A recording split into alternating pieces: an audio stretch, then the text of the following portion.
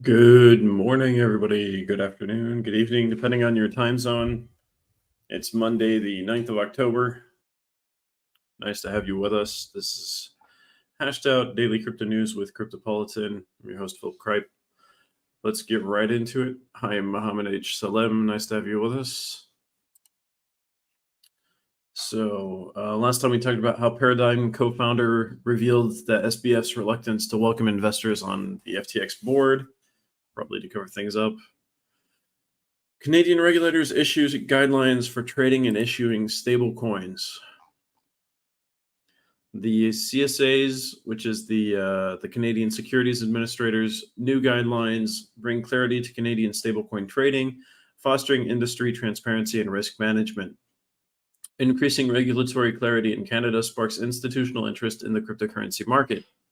Despite the recent decline, stablecoins remain a significant portion of the crypto market, with potential for growth under the CSA's approach. So they've stopped kind of blocking it, I guess. So issuers must maintain an appropriate reserve of assets with a qualified custodian. Additionally, cryptocurrency exchanges offering stablecoins must make specific information related to governance, operations, and the reserve of assets publicly available. This move is aimed at enhancing transparency and risk mitigation within the industry.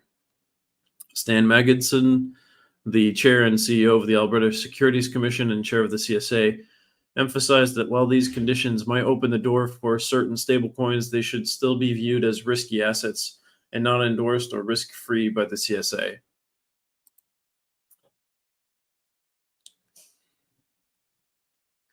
Europe Leaders Summit faces unexpected drama. What are we going to talk about here? The European Political Community EPC meeting in Grenada faces tensions from member nations, notably Azerbaijan's actions in Nagorno-Karabakh and Serbia-Kosovo border disputes. Key leaders, including Azeri leader Ilham Aliyev and Turkey's Recep Tayyip Erdogan, opt out of attending, intensifying the drama. EU leaders have their own set of challenges, including heated migration debates and considerations on union expansion costs. Yeah, it's been a bit of a mess recently.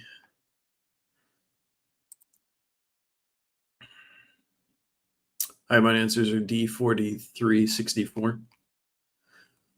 Insider reveals SBF had 4 warnings of FTX vulnerabilities. Insider Adam Yedidia reveals SBF discussed FTX vulnerabilities 6 months before its collapse. The conversation between Yedidia and SBF took place in the Bahamas after a paddle tennis game. Yedidia was concerned about an $8 billion liability due to Alameda's dealings with FTX customer funds.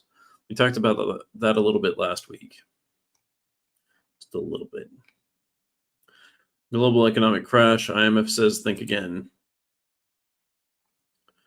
The IMF's head, Kristalina Georgieva, offers an optimistic perspective, downplaying the chances of an imminent severe global economic recession. Notable shift from the IMF's earlier grim warnings in spring to a more positive stance by mid-year due to the stronger demand for services and progress against inflation. The US and India stand out as bright spots in the global economic recovery. Google under fire, but can the Department of Justice's case stand strong?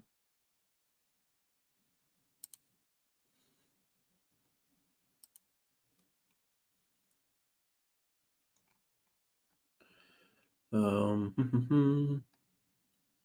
no doubt that every prosecutor dreams of that gotcha moment in court. For the Department of Justice, a brief sigh of relief came when an internal Google communication surfaced. It cheekily paralleled the search advertising business model's potency to that of, well, illicit commodities. But juicy tidbits like this have been few and far between. Many speculate that Google, with its expertise in data handling, has kept potential whistleblowing documents either erased or well shielded. Even Judge Amit Mehta, navigating the legal twists and turns in the DC courtroom, allowed certain testimonies to remain behind the veil of closed doors. This, however, doesn't mean that the legal eagles from the DOJ are flying blind. Their crosshairs are primarily on the strategic business agreements between Google and significant players like Apple. These arrangements ensure that every time users activate their devices, Google search services greet them right off the bat. In the eyes of the government, this stunts the growth of budding competitors, thus fortifying Google's search stronghold. Yet any direct evidence of Google resorting to blatant power tactics remains elusive. So, are they infringing on trust flaws, basically? Fed's flowchart unmasking the economic undercurrents. The Federal Reserve maintained its benchmark overnight interest rate at 5.25 to 5.50%. Unexpected job growth in September saw an addition of 336,000 positions. Labor market showed signs of imbalance with the job openings to seekers ratio shifting. Yep. It's actually really good right now if you're in the US and you're looking for work. SBF stole from FTX customers for years. Sam Bankman-Fried is accused of misusing FTX customer funds. Gary Wang, SBF's close associate, testified about Alameda Research's secret borrowing facility on FTX. Despite public reassurances, Alameda had exclusive privileges, borrowing up to $65 billion from FTX. Wow.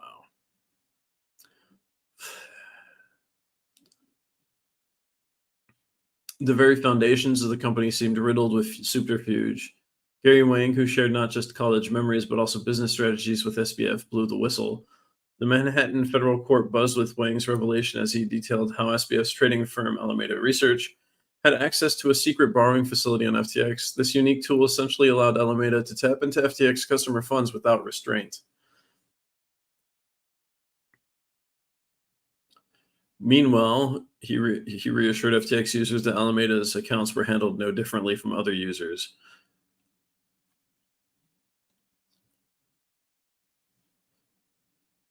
But that was not the case.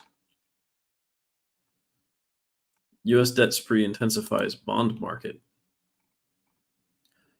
The escalating borrowing by the U.S. government has stoked the bond market's fervor, thrusting yields to a level unseen since 2007. This rampant rise can be attributed to two major factors: the market's perception of future economic growth and interest rates, and the unprecedented volume of new debt making its entrance into the market. So forecasts from economic experts suggest that this trend is likely to persist. For instance, Torsten Sloak from Apollo Global Management predicts a 23% spike in treasury auction sizes by 2024. EU chiefs rally to strengthen economic defenses. EU leaders convened in Granada, Spain to strengthen economic defenses. The Union aims to reduce reliance on third countries, especially China, in critical sectors. Emphasis on boosting the singular EU market with a focus on green and digital energy, like technologies. They should also focus on getting Azerbaijan out of the mix. So there's a lot of illegal stuff happening with that. How can we help shape tomorrow's digital world with AI ethics and bias regulations? Artificial intelligence has swiftly transitioned from fantasy to an integral part of our modern world, influencing everything from online interactions to healthcare choices. However, as AI cements in our daily lives, ethically developing and deploying it becomes undeniably crucial. Just as humans have inherent biases, or biases, depending on how you like to pronounce that, the technology we craft, notably AI, can mirror and even amplify those biases. When left unchecked, these slanted tendencies can further deepen societal disparities and challenge the essence of equitable practices. Yeah, it's something interesting is AI in healthcare, even if it's made by somebody extremely, what do you call it, for diversity and everything, they tend to prioritize people based on race after a while. It's really weird. And they have a hard time keeping it from doing that. It's like there's a problem in the machine itself. There's some weird things like that, some weird quirks in AI. Binance adjusts to UK regulatory shifts post FCA's canceled permissions. Binance has launched a dedicated domain for UK users, aligning with the financial promotions regime updates.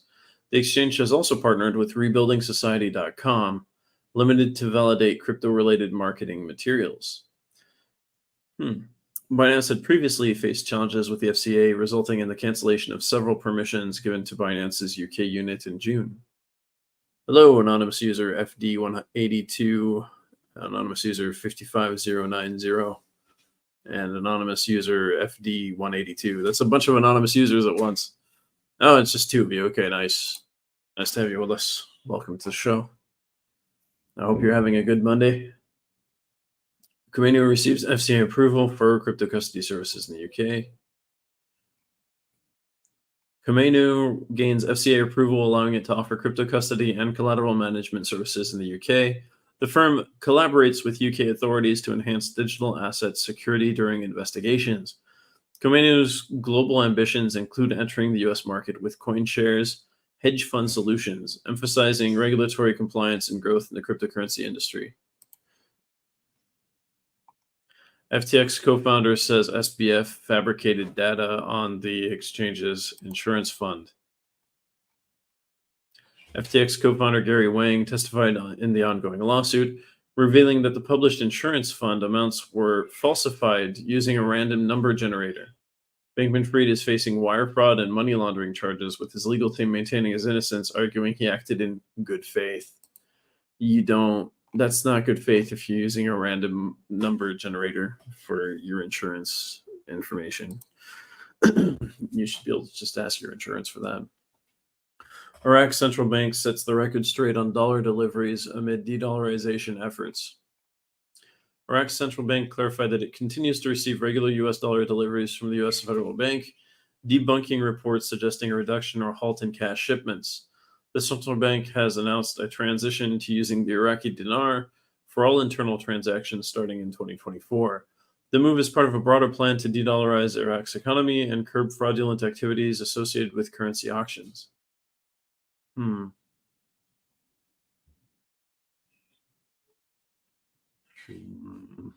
feel like this is an old agreement. And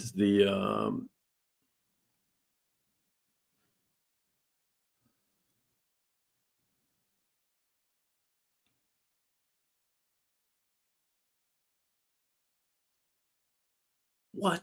Okay, Mazen Ahmed, the Director General of Investment and Remittances at the Central Bank of Iraq, explains that the decision to transition to the Iraqi dinar for domestic transactions aims to combat the illicit use of approximately 50% of the $10 billion that Iraq annually imports in cash from the New York Federal Reserve. The Iraqi federal budgets for 2023, 2024, and 2025, approved in June, set the exchange rate at $1 to 1,300 Iraqi dinars. However, ongoing smuggling activities have prevented this proposed value from being realized, and the dollar's value currently hovers around 1,570 Iraqi dinars in Iraq and the Kurdistan region's currency markets. In July, the U.S. imposed a ban on transactions with 14 Iraqi banks due to alleged violations of its rules that further contributed to the depreciation of the Iraqi currency. In January, the value of a US dollar was set at 1,750 Iraqi dinars, the highest since the issuance of the new banknotes in 2003. The decline in the value of the Iraqi dinar was attributed to factors including corruption, illicit dollar smuggling, and pressure from the United States. Now might not be the best time to do that. I don't know. I don't know what their goal is.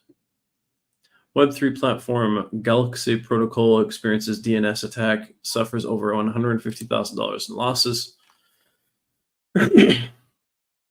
Galaxy Protocol suffered a DNS attack, causing an hour-long outage and over $150,000 in losses.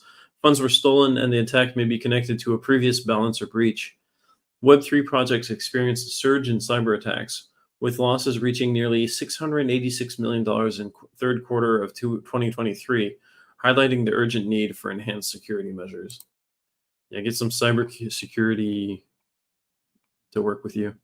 Now it's more important than ever. You can't just willy-nilly build a product. Elon Musk has come under fire for the suspension of an XRP-related X account.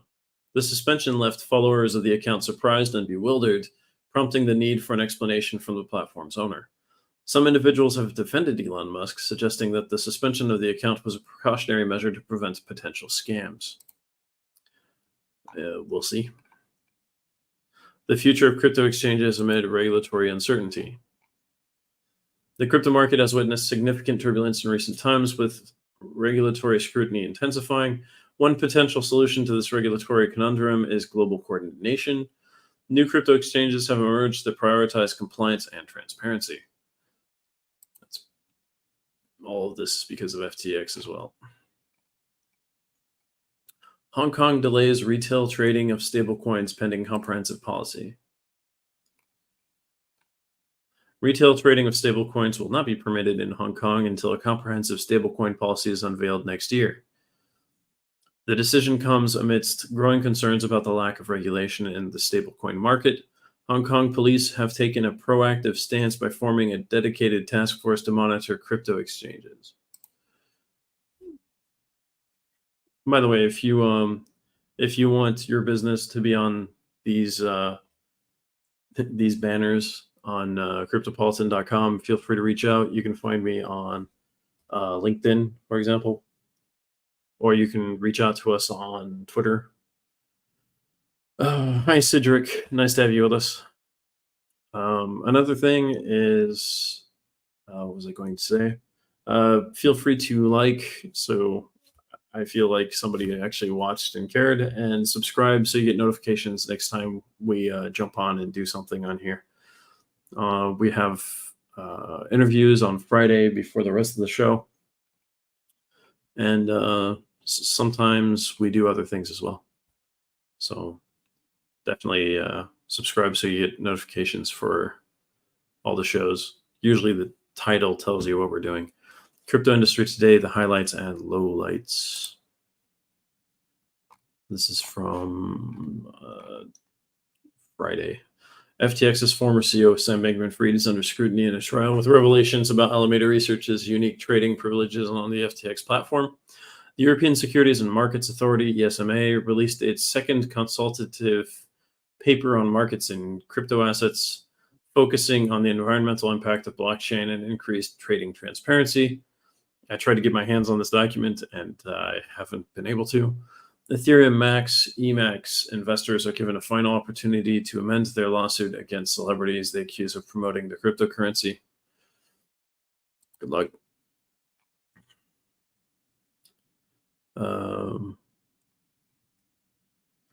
CPFB zooms in, are crypto platforms safe from hacks? The Brookings Institution conference highlighted potential regulatory changes for crypto platforms. Rohit Chopra from CPFB emphasized the need for crypto platforms to address security concerns, especially hacks. The CPFB is considering guidelines to clarify the Electronic Fund Transfer Act's relevance to digital currencies. Interesting. Top blockchain development companies in Central Europe pivotal for translating ideas into successful projects. Blockchain technology has rapidly transformed from an experimental concept to a crucial cornerstone of innovation across industries. This revolutionary technology ensures transparent, secure, and efficient processes that have caught the attention of businesses worldwide. In this context, Central Europe has surged as a prominent hub for blockchain development companies. With its growing expertise and contributions, selecting the right blockchain development company in this region is pivotal for translating ideas into successful projects. So here's a map of following actual state borders and then following cultural proximities. So there's Western Europe, there's Southern Europe. Southern Europe is Italy, Spain, Portugal. Western Europe is France, the Benelux, UK, and Ireland. Northern Europe is the Scandinavian countries and Finland. And then Central Europe is the Baltic countries, Poland, Slovakia, Hungary, Croatia, Slovenia, Austria, Switzerland, Liechtenstein, Luxembourg, and Germany. It's interesting that the Netherlands is not in that grouping, because the Netherlands and half of Belgium have more to do with Luxembourg and Germany than they do with France. But they also have cultural closeness with the UK. So That's something that's debatable. Also, it's interesting. Alsace and Lorraine in France are considered part of Central Europe and is part of Italy up here. Uh, I want to say Piedmont, but I'm pretty sure that's not correct. Part of Belarus as well. And then Kaliningrad from Russia would be part of Central Europe in this case as well. Southeastern Europe is the Balkans and Greece, most of Romania, except for the part of Romania and northern Serbia that were part of Hungary. Interesting. Vojvodine, so that region of northern Serbia that was where the Hungarian Empire threw all the minorities, religious and ethnic minorities of their empire. So it's a very eclectic place. And then part of Ukraine and part of Belarus. So it looks like this has to do with the Polish-Lithuanian Commonwealth in many ways on the eastern side. And then Eastern Europe would be Belarus, Ukraine, and Russia. Moldova is also part of Southeastern Europe in this map, as well as this area near Odessa, south of Moldova. Many people there are actually Romanian, so I guess that makes sense. Interesting.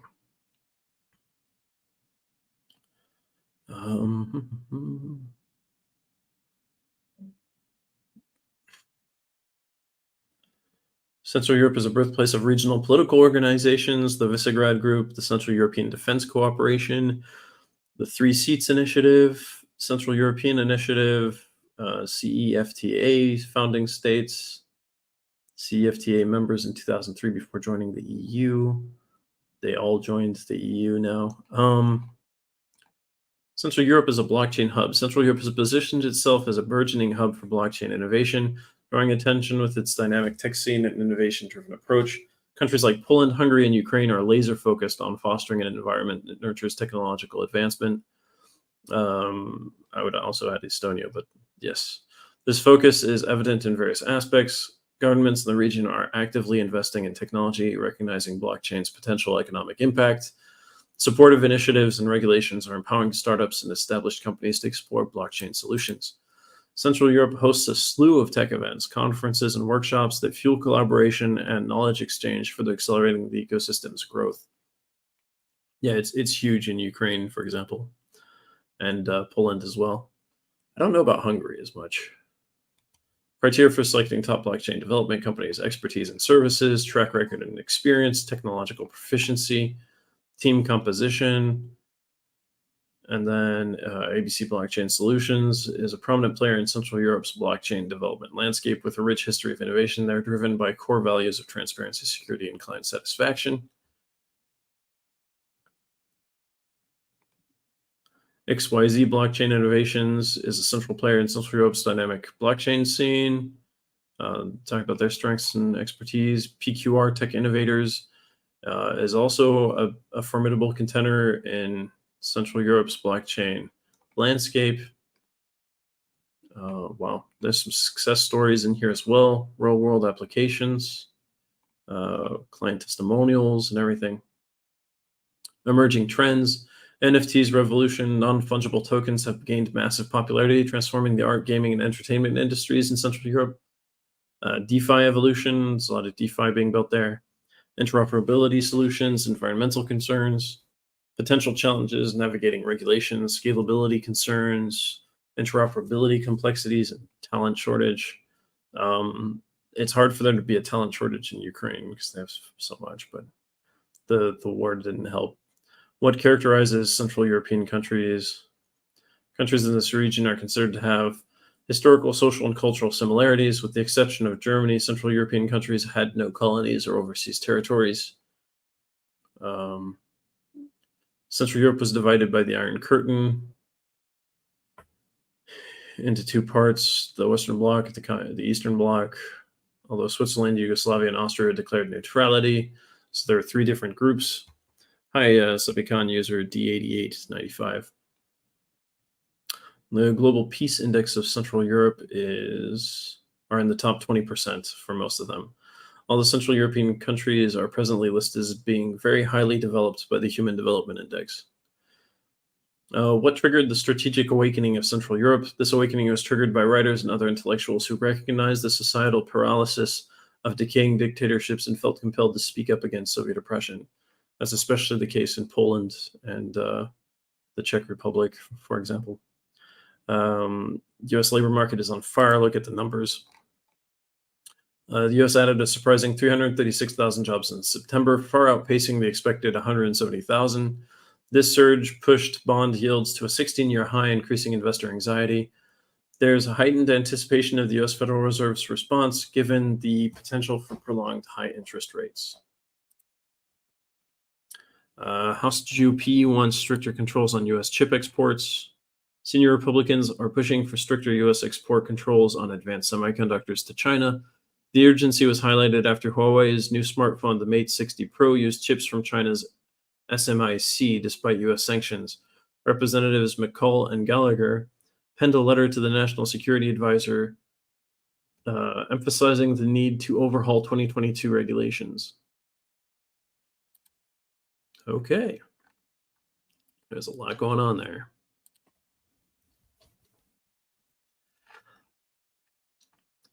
Taiwan lawmakers propose new law to regulate cryptocurrencies. Let's take a look. Lawmakers in Taiwan are proposing the creation of a new law to regulate crypto in the country. Challenges and opportunities in the new regulation. Working towards proposing a draft special law for cryptocurrency regulation by the end of November. So we'll check that out when it comes back up. CFTC mulls enforcement action against former Voyager Digital CEO. The CFTC is deciding on the possibility of initiating enforcement action against the former Voyager Digital CEO. So that's, we don't know yet if that's what they're going to do or not. Federal Reserve believes we need more interest rate hikes. The Federal Reserve, especially Governor Michelle Bowman, sees a need for more aggressive action on interest rates. Persistent inflation rates consistently exceed the Federal Reserve's 2% target, pushing for a likely rate hike. The recent U.S. Labor Department data shows positive job growth, complicating the economic outlook. Bowman supports the recent decision to maintain the current interest rate due to data inconsistencies. Yeah, it's better to wait before you're doing something that could destroy your economy. When in doubt, don't do something stupid. Iris Energy expands mining capabilities ahead of Bitcoin halving. Bitcoin mining firm Iris Energy has increased its capabilities ahead of the upcoming Bitcoin halving. Industry-wide preparations heighten ahead of the halving event. So as to boost its Bitcoin mining capabilities, on Friday, the company confirmed a substantial increase in its total hash rate, surging by 25% from 5.6 exahashes per second to 7 exahashes per second. It's an increase of almost 2 out of 7. That's pretty big, actually. That's almost a third on top of what they already did. This expansion was made possible by adding 7,000 of Bitmain's latest S21 miners to its mining fleet with a total cost of $19.6 million. Wow. It's interesting. All right. The unpredictable plot twist in U.S.-China tech war. What happened? RISC-V, an open source chip technology, becomes a central issue in the U.S.-China tech conflict. U.S. lawmakers express concerns about China exploiting RISC-V to advance its semiconductor industry, potentially overtaking the U.S.'s lead. While originally an initiative for global collaboration, RISC-V's widespread use in China raises national security concerns in the U.S.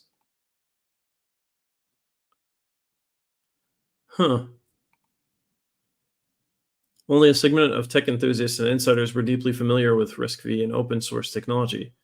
Competing against the pricey proprietary technologies of ARM Holdings, RISC-V offers an affordable and versatile solution, applicable in everything from your everyday smartphone to high-end artificial intelligence processors.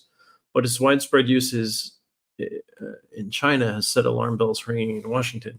Senior lawmakers, including Republican House of Representatives committee heads and senators from both sides of the aisle, have pointed fingers at Beijing. They allege that China, under the guise of open collaboration, is cunningly advancing its semiconductor industry, potentially threatening the U.S.'s dominant position. Not only is there a looming threat of China modernizing its military with this technology, but there's also the shadow of China circumventing the US's hold on intellectual property rights to design chips. The criticality is further underlined by Representative Michael McCall's stern stance. He demands prompt action from the Bureau of Industry and Security and threatens legislative moves if left unheard.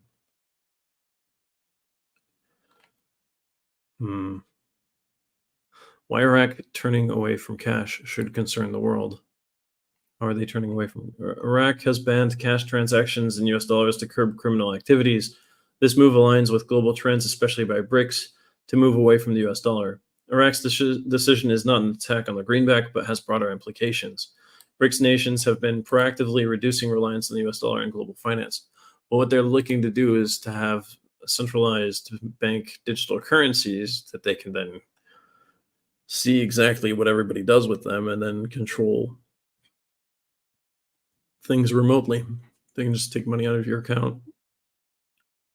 Basically, it's not the same as what we have today. Could India be the savior of the USD's dominance?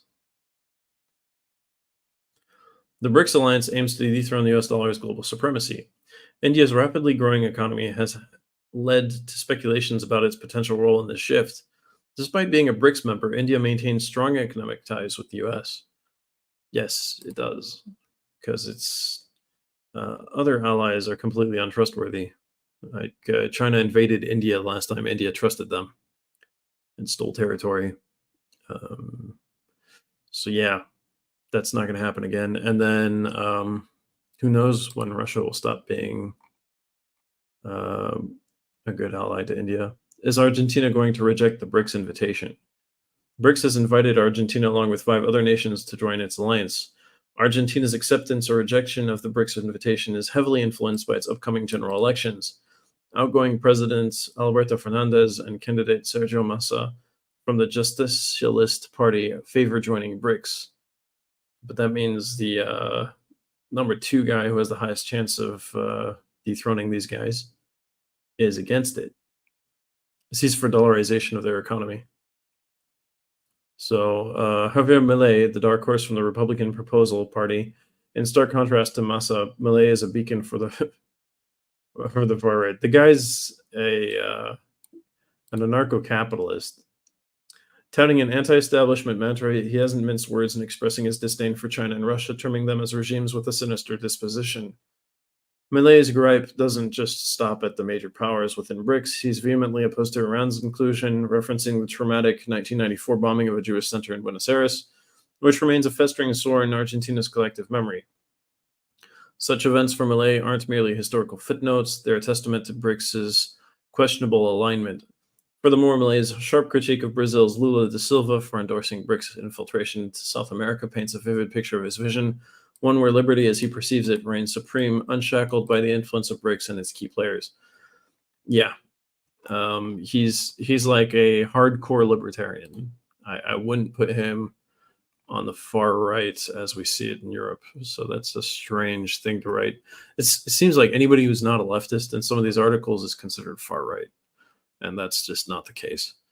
The Ethereum barrier, what's really keeping it below $2,000? Ethereum struggles to surpass the $2,000 threshold despite numerous attempts. This resistance mirrors the $425 barrier Ethereum faced in 2018 to 2019. A strengthening US dollar has dampened Ethereum's appeal. Perhaps. For how long? We shall see. HTX global hacker restores faith by returning stolen funds. I remember this. Hacker returns $8.2 million stolen from HTX Global, boosting confidence. Justin Sun's swift response and debunking of insolvency rumors play a key role in restoring faith in the exchange. Well, good job, guys. Ethereum's new 2-tiered staking solution, a game changer for security and scalability. Ethereum's transition to proof of stake introduces a 2-tiered staking system involving node operators committing 32 ETH and delegators who support validators without running nodes. Vitalik Buterin's proposal promises enhanced scalability, strengthened network security, and greater flexibility through smart contracts, providing a brighter future for Ethereum's blockchain ecosystem. Friends Tech developers generate nearly $20 million in revenue since August launch. That's impressive. All right. User backlash sweeps across Galaxy community post DNS hijack. Galaxy's DNS hijack on October 6th diverted users to a phishing site, leading to an unauthorized fund transfers and accumulating losses of around $160,000. The incident is part of a larger trend of rising attacks on Web3 projects, with the third quarter of 2023 losses nearing $686 million. Despite efforts to rectify the situation and liaise with law enforcement, some Galaxy users expressed dissatisfaction with reports of ongoing unauthorized access even after announced rectification measures. So their accounts are still being hacked. Crypto's biggest break, ? Representative Tom Emmer targets top house leadership. I think he's along with a few others. Representative Tom Emmer is vying for a top position in the House, potentially boosting crypto-focused legislation. Emmer has previously introduced the Securities Clarity Act and voiced opposition against central bank digital currencies. Emmer's collaboration with Representative Patrick McHenry, the current interim House Speaker, could significantly influence the future of U.S. crypto regulations. Well, you also have to remember the Senate's controlled by the Democrats, who aren't necessarily as free market as they claim. Stars Arena secures funding to address security breach. Stars Arena has announced that it has secured funding to help with its secure breach concerns, the company's resilience in a challenging landscape. It's Avalanche-based Web3 social media application. Stars Arena recently announced that it has successfully secured funding to address a significant security breach that resulted in a $3 million loss due to an exploit on October 6th. Congrats. Hopefully that gets fixed very fast. Stablecoin market cap experiences a 35% decline. The stablecoin market cap has suffered a 35% downturn over the last 18 months. Regulatory pressure and resilience in the crypto market. That's interesting. That means people are throwing their money into Bitcoin or real life. Slovenia is making headlines in the crypto industry. Here's why. So I've been to Slovenia. Slovenia emerges as the global leader in crypto interest, with an astonishing monthly total of over 118,000 searches on Bitcoin and Ethereum. Ireland and the US are the next most interested countries in cryptocurrencies, with Estonia and countries like Bermuda and Canada also showing significant interest. A surge in USDT tethered stablecoin held on major exchange platforms suggests potential market rallies as crypto investors gear up to re-enter the market following significant accumulation. Interesting.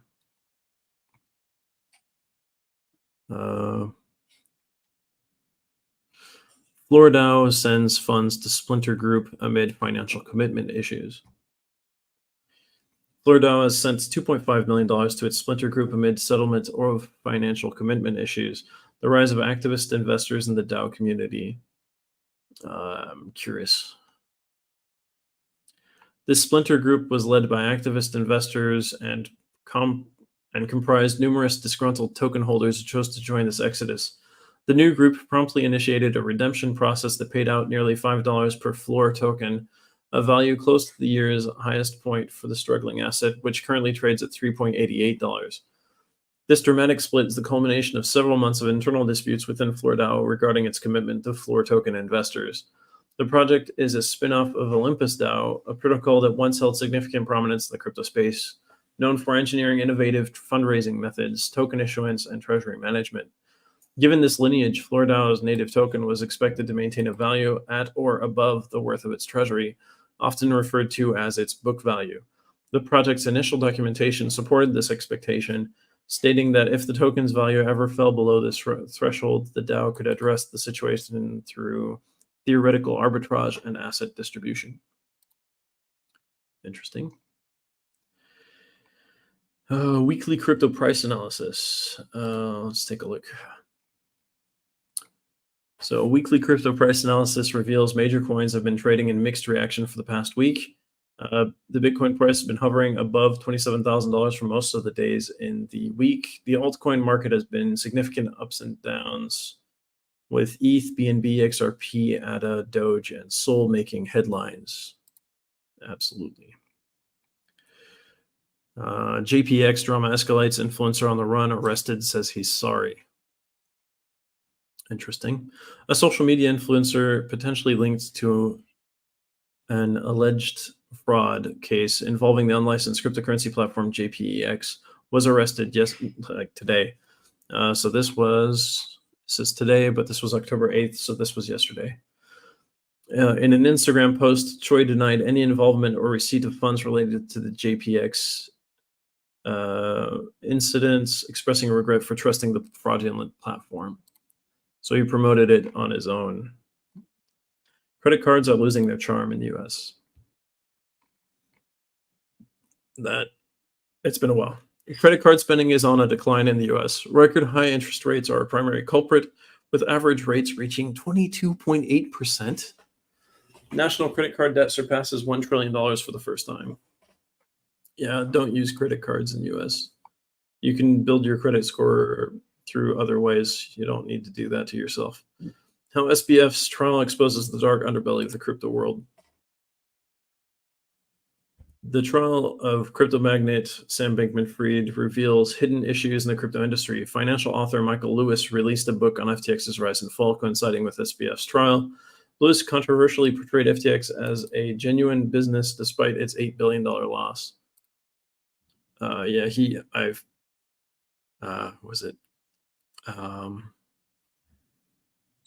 There's CoffeeZilla made a video about this book because he read it, and he clearly said that the guy is more of a fan of SBF than SBF is a fan of himself. That was an interesting way of looking at it. I really don't want to waste time reading the book. Burned once, U.S. major banks hesitate on LBO comeback. Major U.S. banks, including Bank of America and Barclays, are wary of re-entering the leveraged buyout market after incurring losses in 2022. These banks are concerned about high-risk loans lingering on their balance sheets. Bank of America's and Barclays' standings in league tables have significantly dropped, reflecting their hesitance. That's understandable.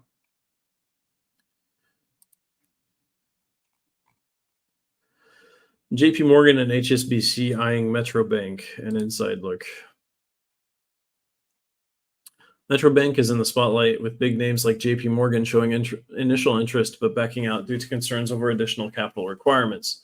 The acquisition discussions involve JP Morgan's UK digital banking arm, Chase UK. The Bank of England's Prudential Regulation Authority prefers a full acquisition of Metro Bank rather than buying parts of it.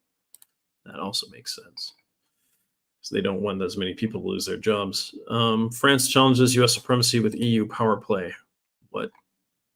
I'm French and American, so this is weird to me. Like, what's going on? The bastion of economic might, Europe finds itself on the verge of an energy evolution, primarily steered by its powerhouse, France. With the daunting shadows of U.S. influence looming large, France is navigating the tempestuous waters of EU's electricity market reforms. Nuclear power. Okay.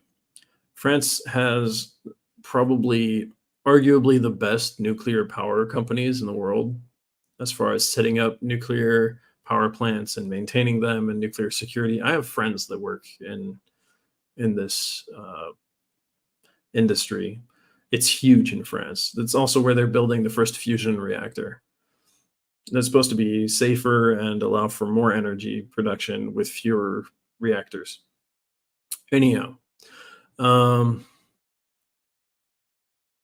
so historically, energy has always been the fulcrum around which major geopolitical battles pivot. The U.S., with President Joe Biden's Inflation Reduction Act, has efficiently lured industries with the siren song of clean energy subsidies. And the song has been heard with investments tripling since the act's introduction. France, never one to be outdone, is countering with urgency. Agnès Pannier-Runacher, France's energy minister, insists that EU reforms are needed post-haste. The primary goal is to provide businesses with clear visibility on power prices. However, it's not just an intercontinental tug-of-war. There's strife within the EU itself. The imminent bilateral conference between French President Emmanuel Macron and German Chancellor Olaf Scholz in Hamburg is already echoing with debates about the EU's electricity market overhaul. So France kept its nuclear reactors closed, one or two, which was a mistake. They should have kept opening new ones and closing the older ones little by little. But the Greens in France and the Greens in Germany were trying to push these countries to buy natural gas instead of using nuclear energy, which is strange because neither country produces natural gas. Recently, I saw things saying that these were foreign actors pushing these parties to push these countries to buy natural gas for other countries' purposes. And we can look at how Germany was stuck using a certain country's natural gas recently as a security threat for their country and their allies. Like there's a whole thing about that. ISBD 731. For example, France would have to buy it from Algeria, which historically they kind of kicked the French out very viciously. So yeah, there's still some anger there. U.S. versus China. Does America's diplomacy playbook hold up? The U.S. under Biden initially sought dialogues with China promising tangible results. America's recent approach involves active dialogues and establishing working groups with Beijing. Critics argue that this could distract from taking definitive actions. Talking with the other side doesn't mean you can't take action. That's strange. Inflation check. Has the U.S. tamed the surge? Probably not. U.S. Federal Reserve's aggressive interest rate hikes aim to counteract inflation. Recent statistics indicate a minor drop in inflation from 3.7% in August to 3.6% in September. Analysts believe the slight cooling is attributed to a slower increase in energy prices. Yeah. BRICS versus dollar, the power play that awaits sanction lifting.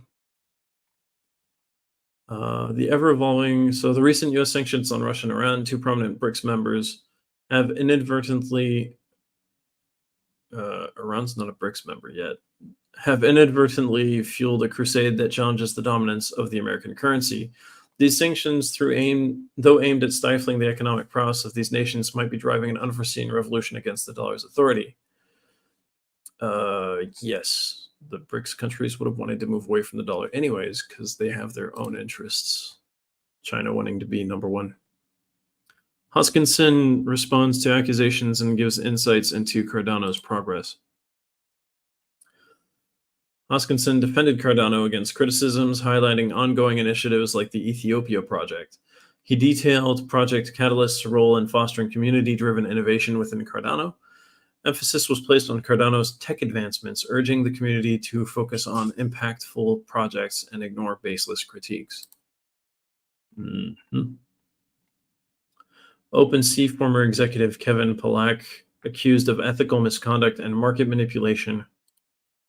Kevin Pollack, the former head of ventures at OpenSea, faces allegations of ethical misconduct and market manipulation as revealed by Twitter accounts, NFT Ethics, and Look On Chain.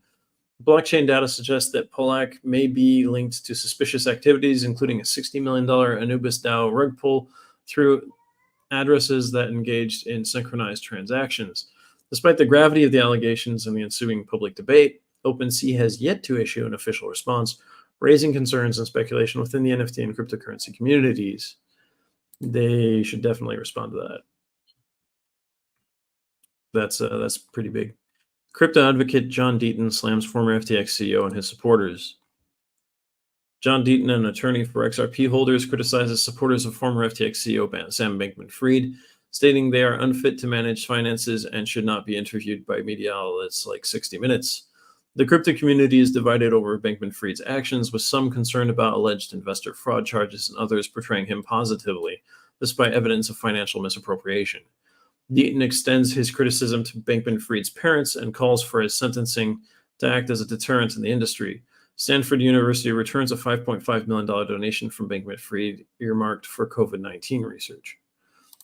Good. I wouldn't trust Stanford that much for COVID-19 research anyways. Ripple CTO seeks community consensus for XRPL AMM feature adoption. It's anti-money laundering, right? XRPL considers the AMM feature and awaits community consensus. David Schwartz emphasizes validator unity for AMM adoption. XRP Ledger's future, automated market maker, never mind. That's what AMM stands for. XRP Ledger's future relies on community collaboration. Interesting. Had the impression it had to do with central bank digital currencies and international transactions. OKX UK streamlines token offerings in response to FCA regulations. OKX UK adapts to UK regulations with fewer tokens and risk warnings. Enhanced risk warnings prioritize safety in crypto investments. UK's evolving crypto regulations shape the industry's landscape.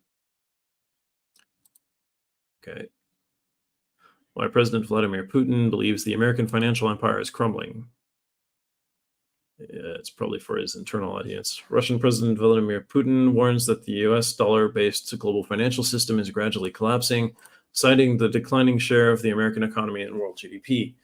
Putin highlights the rising economic influence of the BRICS nations, which have recently expanded their membership and are focusing on using local currencies for international transactions. While a single currency for the BRICS bloc is a long-term possibility, Putin emphasizes the immediate need for a robust settlement system to facilitate payments between member states, which is what China called for. So he's just parroting what China said. Caroline Ellison's testimony in SBF fraud trial could be a crypto game changer. Caroline Ellison, former CEO of Alameda Research and occasional collaborator with SBF, is set to play a pivotal role in the upcoming fraud trial. She was also his girlfriend, apparently. Ellison's testimony is expected to shed light on her experiences working closely with SBF. So is this before? This is before her testimony. We'll see. We'll talk about her actual testimony instead of conjecture later. Binance's countdown to 2024 Bitcoin halving, what CZ wants you to know. All ears. Binance has prominently featured a countdown to the Bitcoin halving on its homepage, highlighting the event's significance. Chengfen Zhao, CZ, the CEO of Binance, provides insights from previous Bitcoin halvings, emphasizing that the price doesn't typically double immediately after the event. Supply held by long-term BTC holders approaching an all-time high may signal the onset of a bull run after the halving. Interesting. OpenAI CEO concern over the U.S. government's stance on Bitcoin and cryptocurrency. Sam Altman criticized the U.S. government's approach to cryptocurrency, expressing concerns about surveillance and opposition to central bank digital currencies. The U.S. government's regulatory actions have impacted the crypto industry, with Altman defending Bitcoin's potential while facing controversy over his involvement in the WorldCoin project.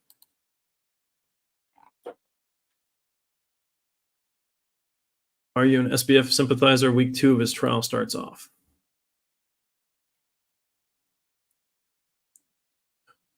Week 2 of SBF's trial begins tomorrow with today, with a testimony from Caroline Ellison, who has romantically been linked to Bankman-Fried. Pro-XRP lawyer John Deaton bashes SBF sympathizers and asks they do not get mainstream media coverage. Also, John is calling for the prosecution of SBF's parents, a sentiment shared by many in the crypto space. I also share that sentiment personally, but it's no one's business but my own, right? Stars Arena overcoming a $3 million exploit and earning Gun servers praise. Stars Arena suffers a $3 million exploit, sparking concern in the crypto community, but Avalanche founder Gun Server sees its potential for success. Sir believes that substantial revenue and community support make it resilient enough to recover from the exploit, surpassing even Elon Musk's Project X. Interesting. Coinbase versus SEC. The debate over crypto's inherent value intensifies. In its lawsuit against Coinbase, the SEC argues that cryptocurrencies have no innate or inherent value, leaning on the Howey tests to support its claim. Coinbase's chief legal officer, Paul Grewal, counters the SEC's argument, stating that it lacks legal citation, is more of the same old, same old. The SEC stance has sparked debate and criticism from Coinbase and other key players in the crypto industry, questioning the regulatory landscape of digital assets. Interesting, that back and forth there.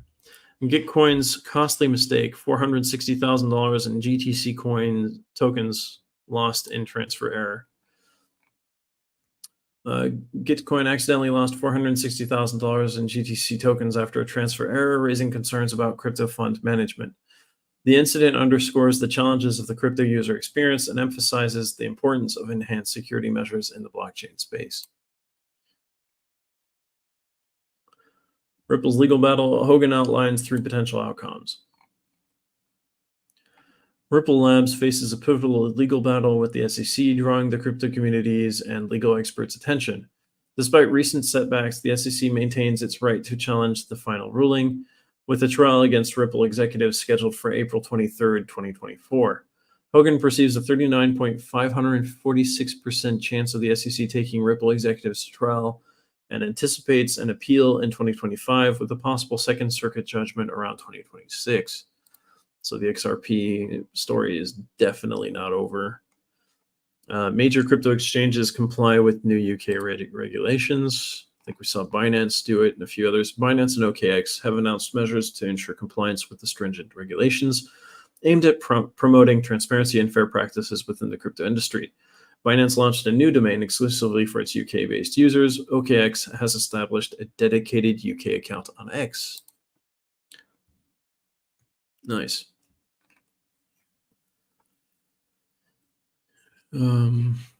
The FCA adds multiple crypto exchanges to warning lists.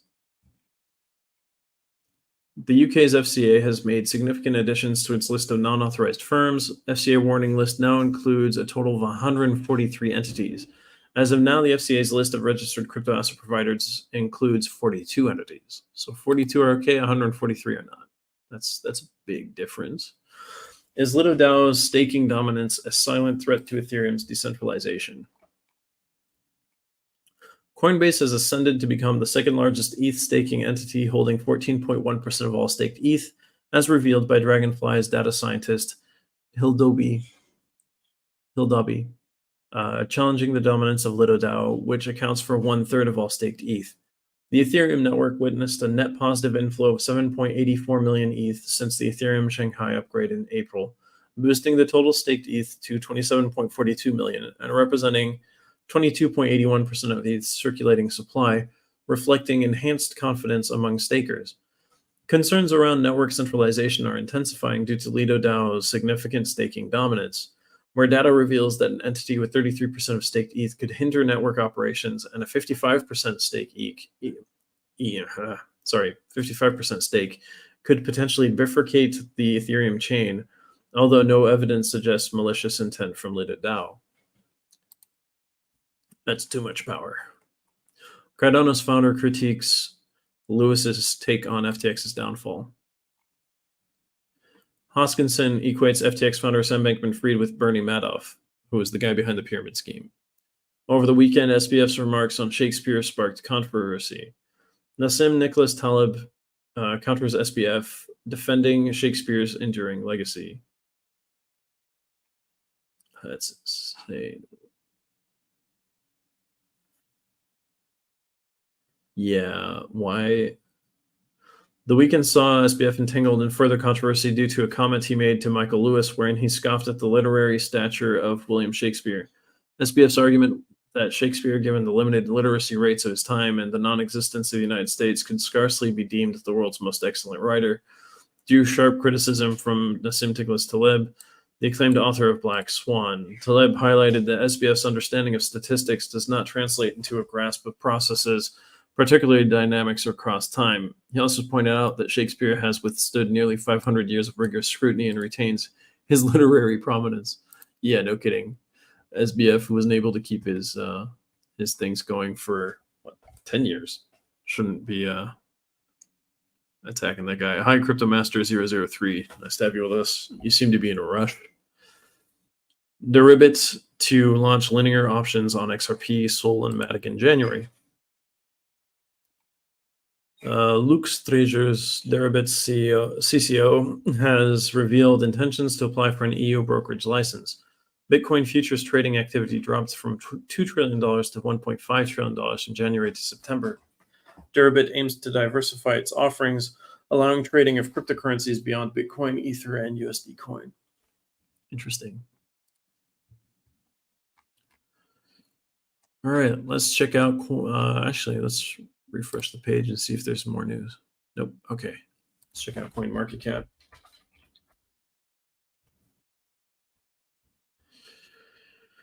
All right. Maybe we can go through the biggest losers and then the biggest winners and then the top cryptos. Let's do it that way this today. So Conflux CFX is one of the biggest losers, down 6.94% to 11 cents 76 in the last 24 hours. It's gone down 6.94%, down 13.49% over the last 7 days. The fear and greed index today is at 45, which is 1 point higher than it was Friday. Ocean Protocol, or the Ocean token, down down 6.03% in the last 24 hours, down 13.34% in the last 7 days to 28 cents 28. Gala is down 5.24% in the last 24 hours, down 11.08% in the last 7 days to 1 cent 354. SWI is down 5.52% in the last 24 hours, down 15.3% in the last 7 days to 41 cents 46. And I'll do the next two because they are down more than 5% as well. Bitcoin SV or BSV is down 5.27% in the last 24 hours, down 12.85% in the last 7 days to $32.92.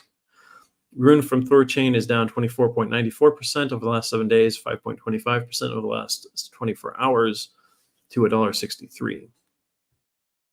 And because it's also very close to that 5% mark, Bitcoin Cash BCH is down 4.96% in the last 24 hours, down 11.79% in the last 7 days to $217.79 per BCH. All right, let's look at the biggest winners. There are only 3 in the positive. How is today a positive day? Okay, so Tether Gold XAUT is up 1.05% in the last 24 hours, up 0.53% in the last 7 days to $1,856.03. DYDX is up 0.23% in the last 24 hours, down 1.88% in the last 7 days to $2.03. And then we have Pax Dollar as one of the only ones in the green, along with USDC. And they're stable coins, so they're supposed to be pegged to the dollar. Pax Dollar is at 99 cents 51 right now, up 0.06% in the last 24 hours, but down 0.22% in the last 7 days. So trying to repeg basically, and so it shows up in the cryptos that are doing well today, which means there's only one doing better than 1% raise in value, and it's Tether Gold. It's a stable coin based on gold.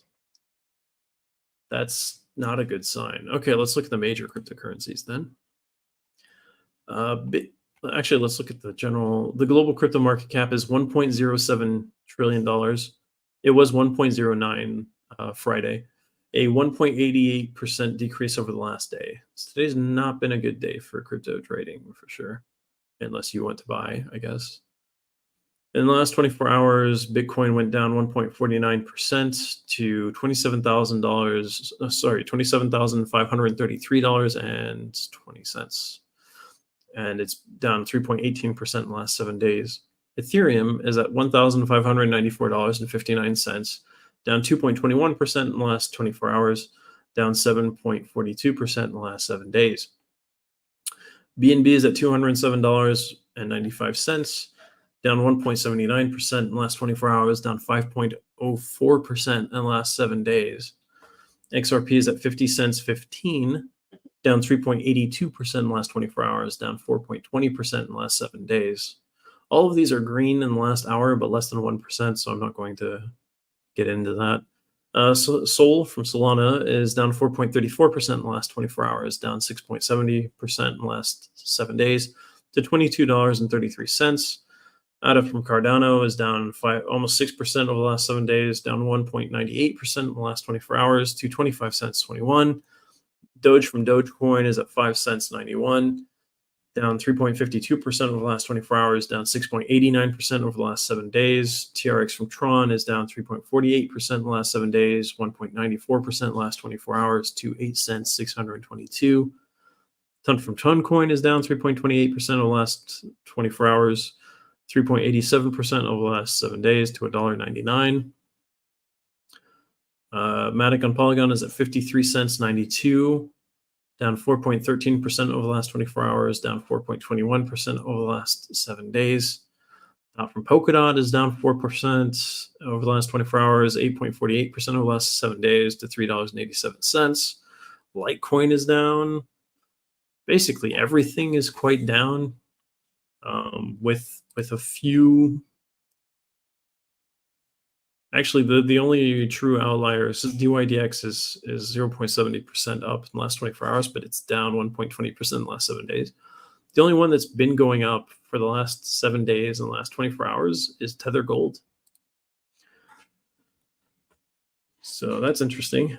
The only cryptocurrency really in the green today is a gold stablecoin.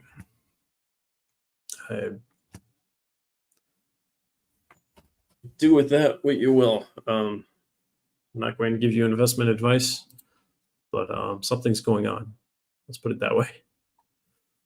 All right. Have a great Monday. See you guys tomorrow. I'll set up the video for that. You can set yourselves reminders. Feel free to subscribe so you get notifications for the next show. Have a great Monday again, and see you guys tomorrow.